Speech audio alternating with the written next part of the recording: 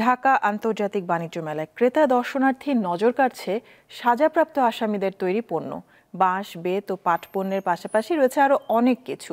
এগুলোর চাহিদাও বেশ। এসব পণ্যের লাভের অর্ধেক পাবেন কয়েদিরা। বাঁশ, বেত, পাট অথবা চামড়া দিয়ে তৈরি বাহারি সব গৃহস্থালী পণ্য, এগুলো কারাগারে তৈরি করেছেন সাজাপ্রাপ্ত কয়েদিরা। আর ঢাকা আন্তর্জাতিক বাণিজ্য মেলায় এসব পণ্য এনে বিক্রি করছে কারা কর্তৃপক্ষ। টেকসই ও ভিন্নতার কারণে এসব পণ্যে আকৃষ্ট হচ্ছেন ক্রেতা দর্শনার্থীরা। শোভা পাচ্ছে বাঁশ, বেত ও পাটের তৈরি বাহারি পণ্য। আছে জুতা, বিছানার চাদর, পাপোশ, কুলাসহ গৃহসজ্জার নানা পণ্যের সম্ভার। এগুলোর বেচা বিক্রিও বেশ ভালো।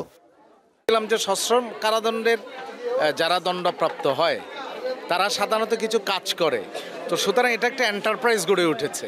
ইউনিক লাগছে, মানে আনকমন লাগছে আর কি। দাম রিজনেবল। সিংহাসন চেয়ার উনি বললেন এটার নাম লাইফ গ্যারান্টি, আমার খুব পছন্দ হয়েছে। দাম জিজ্ঞেস করলাম, বললেন ৬,০০০ টাকা। কলম পেন্সিল গোছানোর জন্য আমি এটা কিনেছি।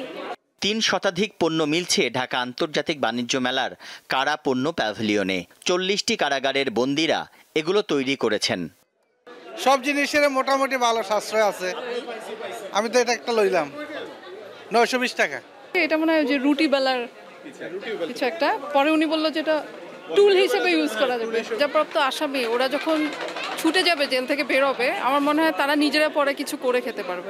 সাজাপ্রাপ্ত আসামি কারাগারে থেকেই, কারাগারে এই জিনিসটা শিখেই সে এই ধরনের একটা উপার্জন করতে পারছে। অর্ধেক টাকা পেয়ে যাচ্ছে, সরকার অর্ধেক পাচ্ছে। ২০১৮ সাল থেকে বন্দীদের তৈরি পণ্য নিয়ে বাণিজ্য মেলায় অংশ নিচ্ছে কারা কর্তৃপক্ষ। তানভীর খন্দকার, দীপ্ত সংবাদ, ঢাকা।